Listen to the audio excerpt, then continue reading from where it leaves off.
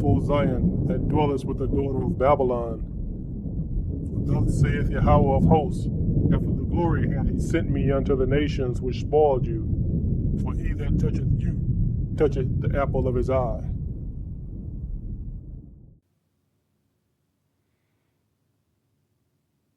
Shalom, brothers and sisters. I'm Brother Jonas, and the title of this video is The 19 Original Nations from God.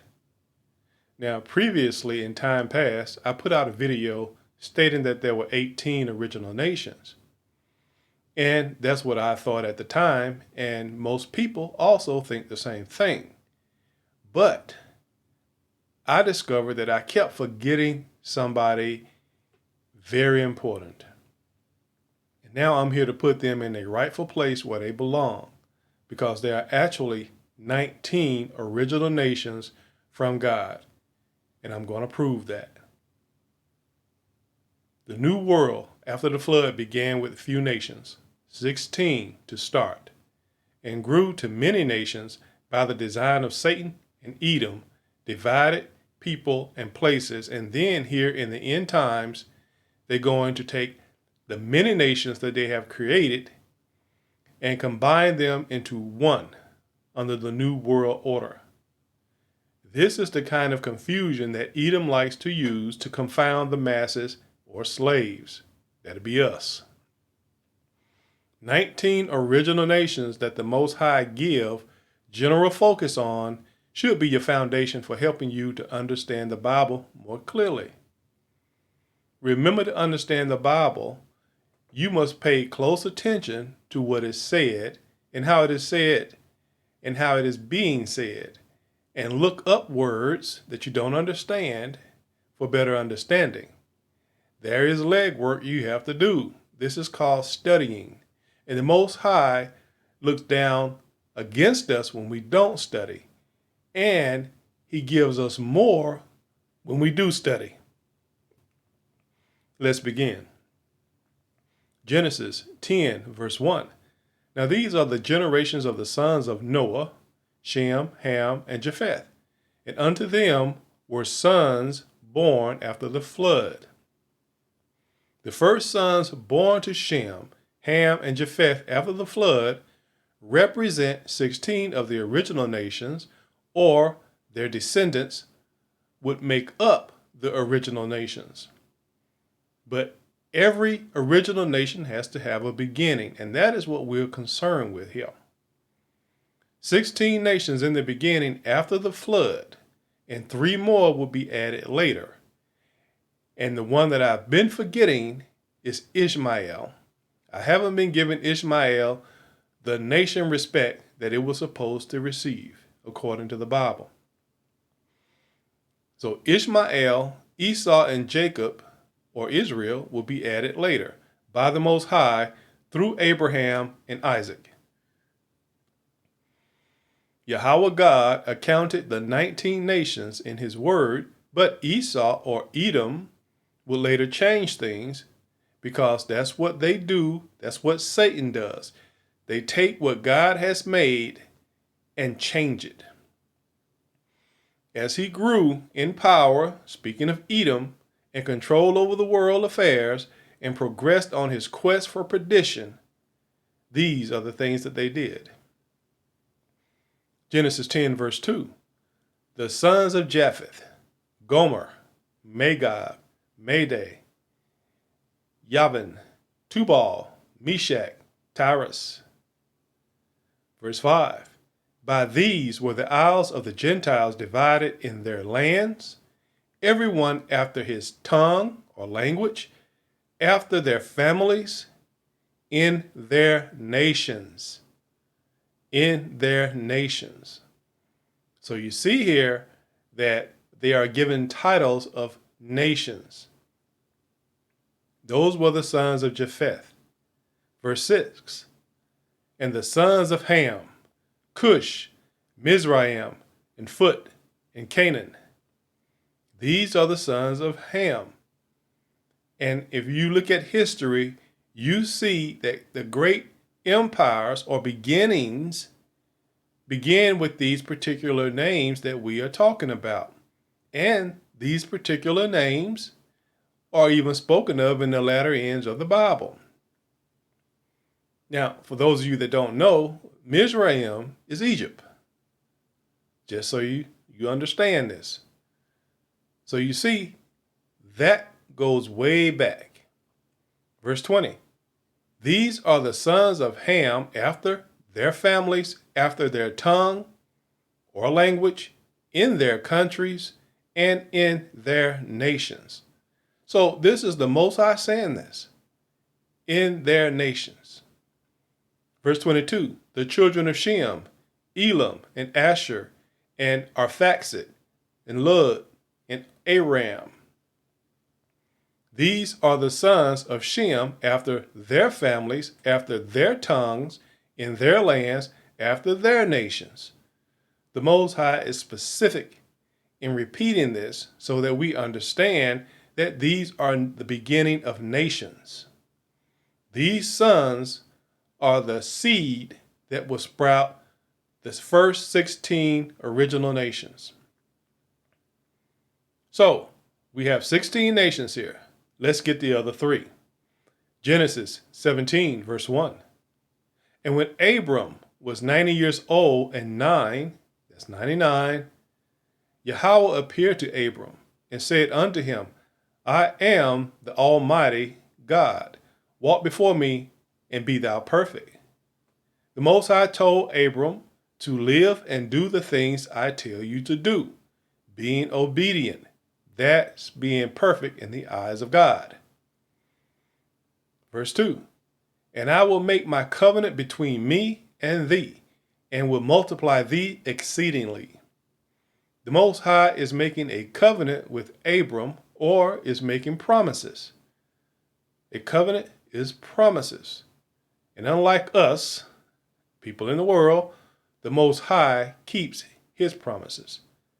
The promise is that the Most High will give him many descendants. Verse 3. And Abram fell on his face, and the Most High talked with him, saying, As for me, behold, my covenant is with thee, and thou shalt be a father of many nations. Now, the Most High has already declared 16 nations directly after the flood, in the sons of Shem, Ham, and Japheth, about a couple of hundred years or so before Abram. Now, I'm not sure on that, but it's a couple of hundred years or so or more before Abram. God just told Abram that he will make him the father of many nations. So let's see what the Most High would declare. Verse 5. Neither shall thy name any more be called Abram, but thy name shall be Abraham. For a father of many nations have I made thee. So the Most High changed Abraham's name to reflect the covenant he made with him by changing his name to Abraham, which means a father of many nations. Verse 6. And I will make thee exceeding fruitful, and I will make nations of thee, and kings shall come out of thee.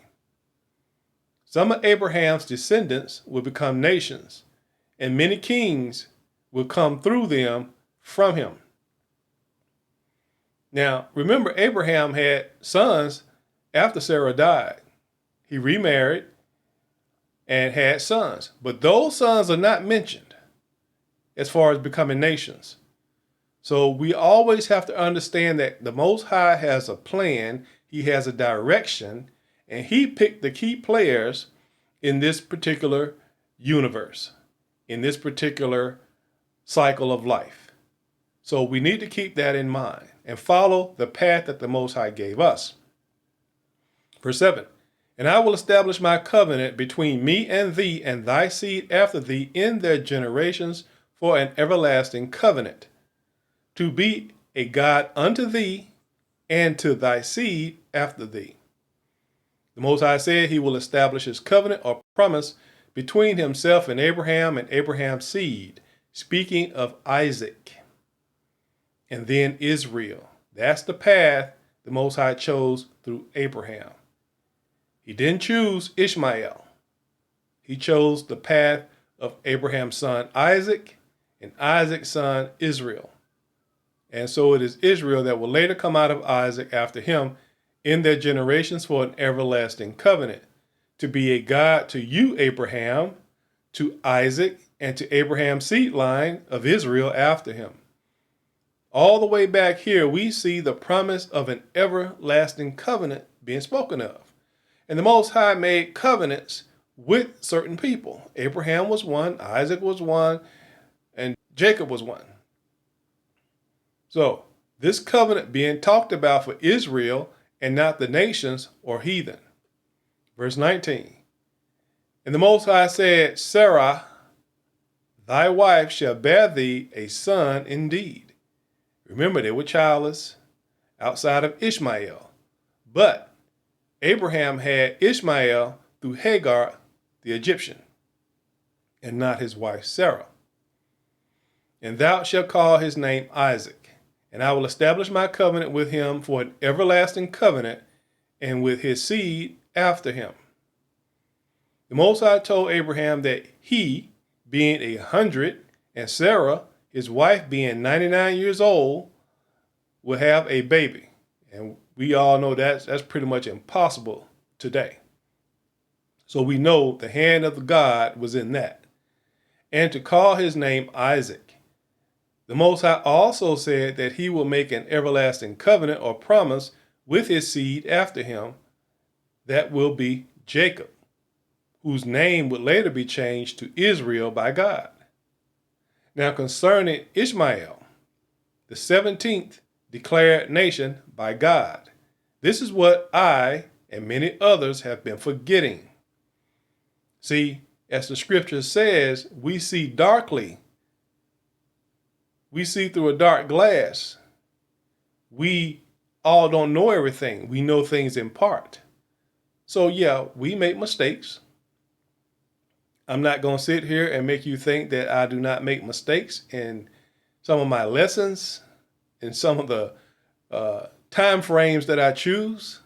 The time frames basically come from me. It doesn't come from the Bible. So let's keep that in mind. If you see a time frame in any of my videos that's not correct, that came from me and not the Word of God.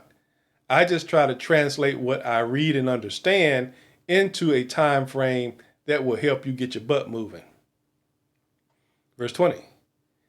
And as for Ishmael, I have heard thee, behold, I have blessed him, and will make him fruitful, and will multiply him exceedingly. 12 princesses shall he beget, and I will make him a great nation. This is what I have been missing. This is what many have been missing. The Most High says he will make Ishmael, for Abraham's sake, a great nation. That's a declaration. The Most High is doing this for Abraham's firstborn, Ishmael, because Abraham loved Ishmael and wanted good things for him. The Most High heard Abraham's request, so the Most High blessed him, speaking of Ishmael, and said he will make Ishmael fruitful and will multiply Ishmael exceedingly. 12 princesses will he father. And the Most High said he will make Ishmael a great nation. That is a nation declaration by God. Verse 21. But my covenant will I establish with Isaac, which Sarah shall bear unto thee at this set time in the next year. See, the path the Most High is choosing. He is choosing people. He is choosing a path. That's what, for some reason, the Christian world seemed to forget and want to lump everybody in the same boat. And that's just not the way the Most High set things up. The Most High is letting Abraham know that Ishmael is not a chosen bloodline. The bloodline will come from Abraham and Sarah, not Abraham and Hagar. The Most High is saying right up front that Ishmael will not be part of the covenant or promise that the Most High would make later that concern Christ. Further proof later that Christ did not die for all nations. because all nations are not under the covenant promise. Genesis 25, verse 21. And Isaac entreated Yahweh for his wife, because she was barren, and Yahweh was entreated of him. And Rebekah his wife conceived. And the children struggled together within her, and she said, If it be so, why am I thus? And she went to inquire of Yahweh. Isaac prayed for Rebekah to get pregnant because she was barren. The Most High heard and blessed Rebekah, and she conceived. Rebekah, knowing that the Most High blessed her, wondered why she was going through so much pain, so she prayed to the Most High. She figured, if this is of the Most High, why am I suffering? Why is there thunder and lightning in my belly all the time? Why can I not find peace in pregnancy? Verse 23, and Yahweh said unto her, 2 nations are in thy womb, and 2 manner of people shall be separated from thy bowels. And the one people shall be stronger than the other people, and the elder shall serve the younger. The Most High gives her a declaration of the 18th nation, which will be Esau, and the 19th nation, which will be Jacob. The Most High said, 2 nations, declaration, are in your womb, and 2 manner of people, or very different people, even though they were brothers, even though they were twins, not identical twins. And these twins will be separated from your womb, and the one people will be stronger than the other. That will be Jacob. And the other people, Esau, and the elder, Esau, will serve the younger, Jacob. God gives her a declaration of the 18th nation, which is Esau, and the 19th nation, Jacob. God said, 2 nations are in your womb, and 2 manner of people, or very different people, will be separated from your womb, and the one people will be stronger. That will be Jacob. Then the other people, Esau, and the elder, Esau, will serve the younger, Jacob. Verse 25, and the first came out red all over like a hairy garment, and they called his name Esau. The 18th original nation, Esau, and the Most High will later change his name from Esau to Edom, which means red, because he came out red all over, because he ate that red pottage, because for some reason Esau is attached to red, and you can even see that today in everything that the Edomites partake in. They love red. Verse 26, and after that came his brother out, and his hand took hold on Esau's heel, and his name was called Jacob. And Isaac was 80 years old when she bare them. That's 60 years old. So you can see Isaac was even up in age. The 19th original nation, Jacob, and the Most High would later change his name from Jacob to Israel, which mean because as a prince you have power with God and with men and have prevailed. Now, a short version of that is a prince that struggles with God and with man and win in the end. That name has a long meaning, but is a powerful meaning. A prince that struggles with God and with man and win in the end.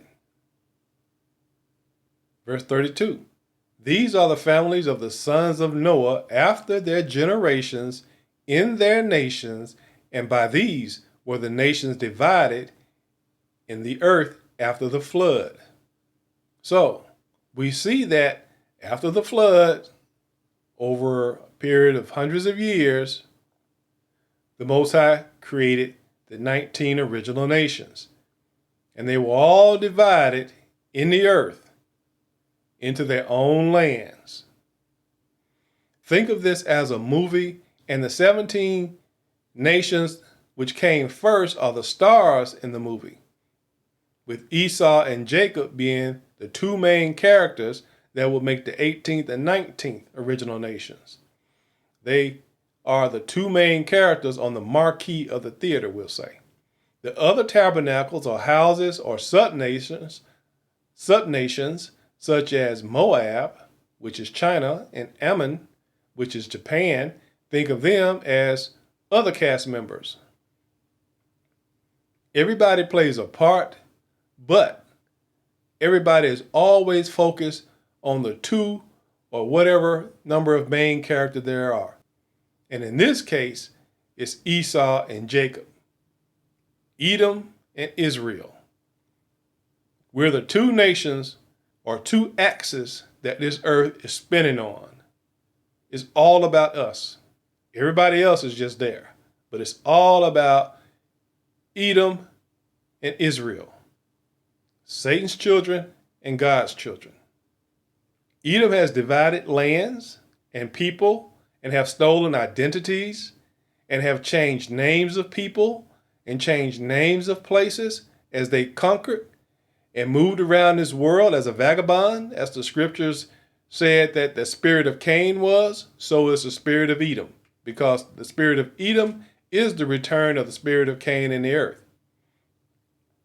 And they have done this all around the world with the sword, according to the blessing they received from Isaac, to create great confusion, to divide and conquer, to keep the truth away from the true Israelites primarily, and to also keep the truth away from the rest of the heathen, the servant class of people, all you other nations.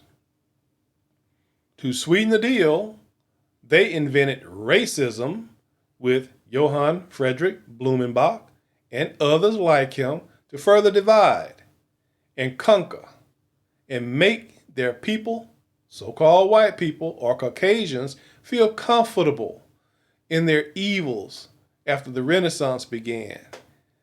They did that to make them feel comfortable in their evils toward other people and nations by feeding them lies about certain people.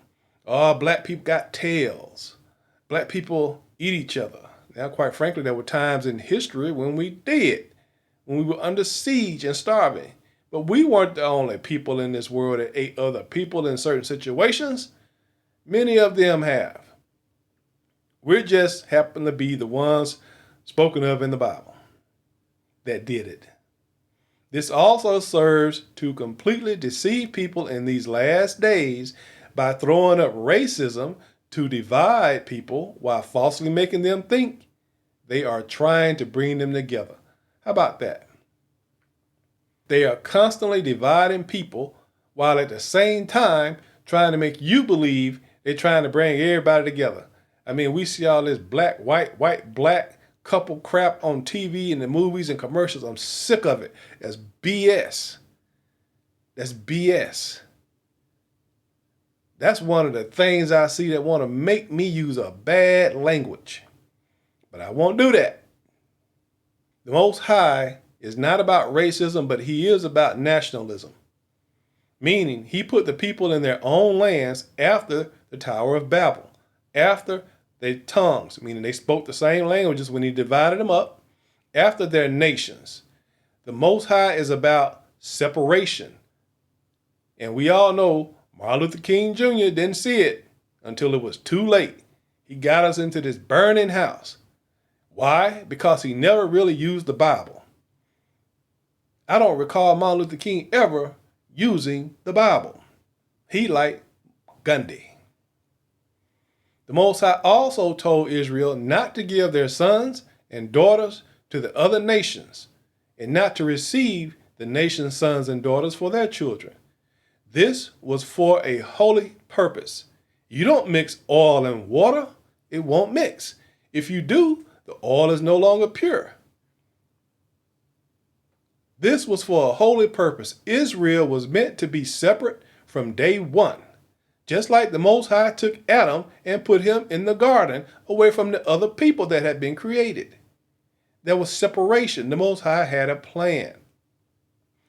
to be separate from all nations, because we are to be holy like our Heavenly Father.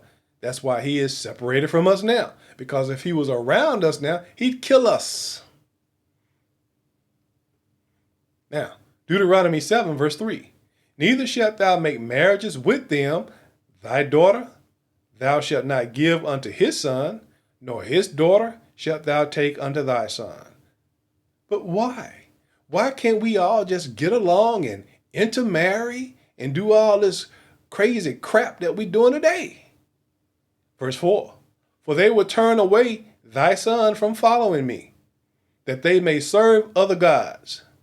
And y'all see they serve other gods. Look at the crap on around their necks, the crosses, the Star of David, which is the false god Rephaim, that they may serve other gods. So will the anger of Yahweh be kindled against you and destroy thee suddenly. The Most High knew that mixing nations or races with his people would turn his weak-minded people away from him and his ways. He warned us, and it happened. The Most High has an important purpose for his people. Our people will be the teachers, preachers, and saviors of the other nations during Christ's rulership. Verse 6. For thou art an holy people unto Yahweh thy God. Yahweh thy God hath chosen thee to be a special people unto thee, unto himself, above all people that are upon the face of the earth. If the nations or heathen married one another, truly the Most High didn't care. He also intends for Israel to be above all nations on the earth. That's not racism. That's the Creator's choice or his design.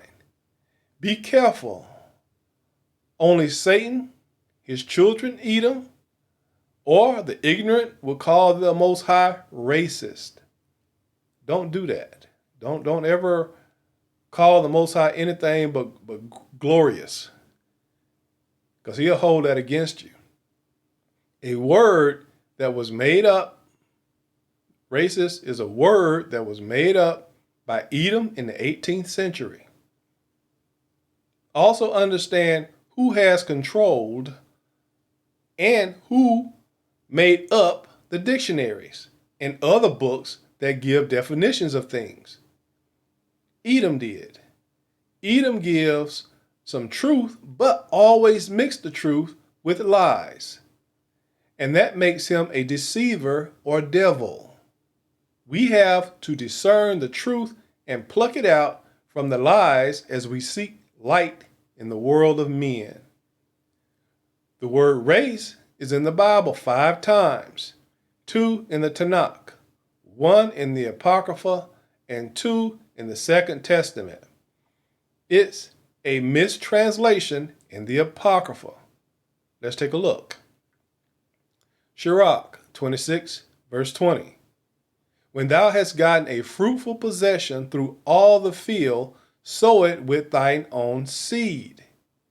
This is talking about a wife, finding a wife from your own people, trusting in the goodness of thy stock.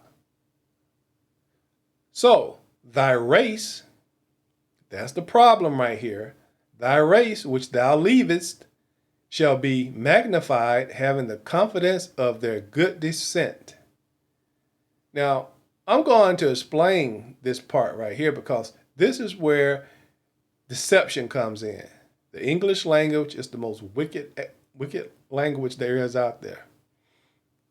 The word race here should be people or descendants or children or a nation. The word race as we know it today concerning people did not exist during the time prior to Christ. In other times that race is stated, it refers to running. It refers to running. We're going to run a race. Sirach 26:21 should read, so thy people, not race, so thy people which thou leavest shall be magnified, having the confidence of their good descent. So thy descendants, which thou leavest shall be magnified, having the confidence of their good descent. So thy children, which thou leavest, should be magnified, having the confidence of their good descent. So thy nation, which thou leavest, shall be magnified, having the confidence of their good descent. So thy seed, which thou leavest, shall be magnified, having the confidence of their good descent. All of these make more sense than the word race, which refers to running. Remember, race, as it pertained to race today, was not invented until the 18th century. That's when the word race and racism was invented. Then they put it in the Bible translation and got you thinking some of this modern day crap.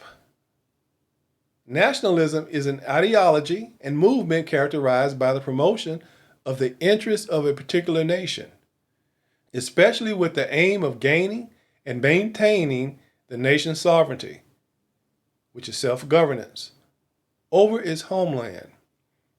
Nationalism holds that each nation should govern itself, free from outside interference, self-determination, that a nation is a natural and ideal basis for a polity, and that the nation is the only rightful source of political power, popular sovereignty. It further aims to build and maintain a single national identity based on shared social characteristics such as culture, language, religion, politics, and belief in a shared singular history. Remember, racism was made up by Satan and his children Edom to make righteousness look evil by subverting what the Most High intended. And we see that today in our society.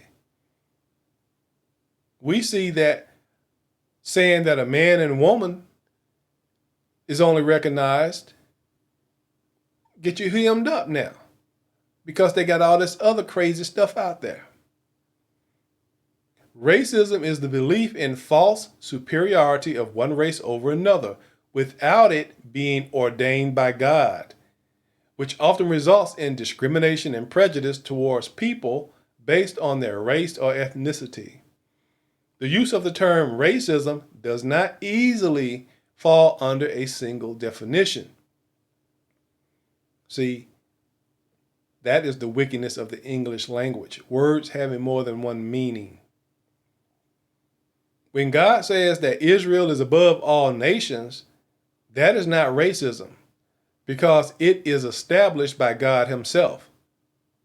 And who can argue with that and prevail? When man exerts himself over others with his unrighteous power, colonialism, then that becomes racism or ethnic supremacy. Can you see how the creation of race or racism is contrary to the Most High and seeks to undermine nationalism in the Most High's plan by blending? The Most High said, be ye separate. He didn't say go out and blend with the nations. Deuteronomy 7 verse 6. For thou art an holy people unto Yahweh thy God. Yahweh thy God had chosen thee to be a special people unto himself, above all people that are upon the face of the earth. There's no equality there. The Most High set Israel up to be above all people on the earth. So why are we trying to be equal with somebody? I don't want to be equal with other folks. I'm above them. And even though I'm on the bottom right now, and their foot is on my neck, I'm still above them on my worst day. Someone would say that's racism. You're a racist. A racist. This is the turning of things upside down by Edom and Satan. What the Most High has made straight, who can truly make crooked? Isaiah 29 verse 15. Woe or destruction unto them that seek deep to hide their counsel from Yahweh, and their works are in the dark. They do everything in the dark. And they say, who seeth us? And they think nobody sees the witchcraft that they have laid down. But many of us Israelite prophets, we see their witchcraft. And who knoweth us? We knoweth them by the things they do. Verse 16, surely your turning of things upside down shall be esteemed as the potter's clay. By them doing their wickedness and flipping things upside down, people think that's what the Most High put in motion. But no, he didn't. No, that's Satan and Edom at work. For shall the work say of him that made it, he made me not? You got these people out there saying that, God made me, I'm a man, and God made me a woman. Or I'm a woman, and God made me a man. Or I'm a man and a woman, or whatever I am. God made me a it. God made you what you are naturally by your DNA. Or shall the thing framed say of him that framed it, he had no understanding. So you see, Edom and Satan have put much confusion into the minds of people through their witchcraft of politics, TV, music, movies, commercials. That's all witchcraft, sorcery, programming, to get your mind all umphed up on the wrong things. The ideology in underlying racism often includes the idea that humans can be subdivided into distinct groups that are different due to their social behavior. And there's some serious different social behavior out there, and their innate capacities, as well as the idea that they can be ranked as inferior or superior. The Most High ranks us. Historical examples of institutional racism include the Holocaust, the apartheid regime in South Africa, slavery and segregation in the United States, that everyone wants to bury deep in the earth or forget about while remembering their petty little events that just recently took place within the last 100 years or so. And slavery in Latin America, which is almost on par with slavery in America. Racism was also an aspect of the social organization of many colonial states and empires. Matter of fact, as far as I'm concerned, racism was the chief motivation in colonialism. They abused the blank out of people all around the world, primarily the Israelites, in their colonialism. Y'all know, raping, pillaging, chopping hands off, slamming babies' heads against trees, all manner of evil. And they did it with racism. Edom's and the world's description of a nation is not the same as the Bible's description of a nation given in Genesis chapter 10. By Genesis chapter 10's description, America and many other so-called nations are not truly nations. Remember the scriptures we read earlier. Let's examine. A nation is a stable community of people formed on the basis of a common language, territory, that's land, history, ethnicity, or psychological makeup manifested in a common culture. A nation is distinct from a people. A nation is different from a people and is more abstract and more overtly political than an ethnic group. It is a cultural, political community that has become conscious of its autonomy. We don't have autonomy, Israel. We don't have unity, Israel. We don't have that. And particular interest is about the only thing we share and can agree on. We like to eat, we like music. That's about the only thing we can agree on. A nation is a stable community of people formed on the basis of a common language, territory, history, ethnicity, or psychological makeup manifested in a common culture. That's us, Israel, in the Bible. That's us in the Bible. And that's why Edom and Satan has tried to separate us from that Bible. so that we can't have those things of a common language, territory, history, ethnicity, psychological makeup. We can't have that culture. That's why they so strongly try to separate us from the Bible. And that's what we need to get back to. A nation is distinct from a people. Not true. That's not true. A nation is made up by a family of people that share genealogy or ancestry and is not more abstract and is not more overtly political than an ethnic group. Let's look at the Bible's description again. Genesis 10:31. These are the sons of Shem after their families, after their languages, in their territories, after their nations. After their families, meaning genealogy or ancestry, so-called Americans or any of the many made-up nations don't all share the same genealogy and or ancestry as it pertains to the original 19 nations that the Most High emphasized in Genesis. Edom and Satan sought and seek to dilute and water down and weaken the truth with the ultimate goal of destroying the Israelites primarily and the heathen for bonus points.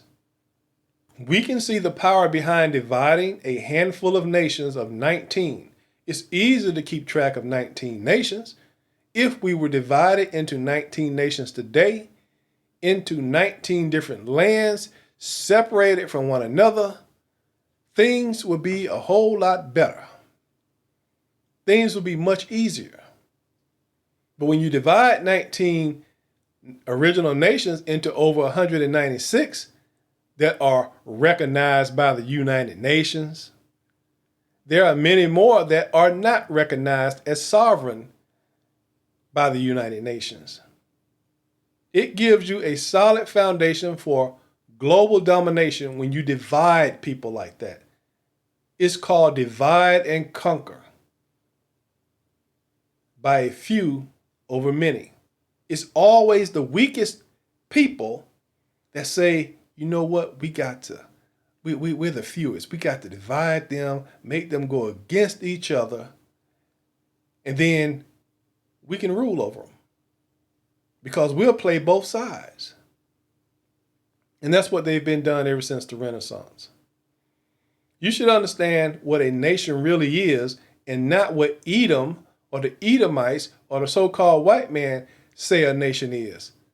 And know that the Most High in heaven actually keeps things simple, short, and sweet for easier understanding. So understand this, Israel. The days of destruction are at hand. Prepare your spirit so your heart can withstand the days of darkness. Do it quickly. Do it quickly, because destruction is coming. Your time is short. So remember, tick tock.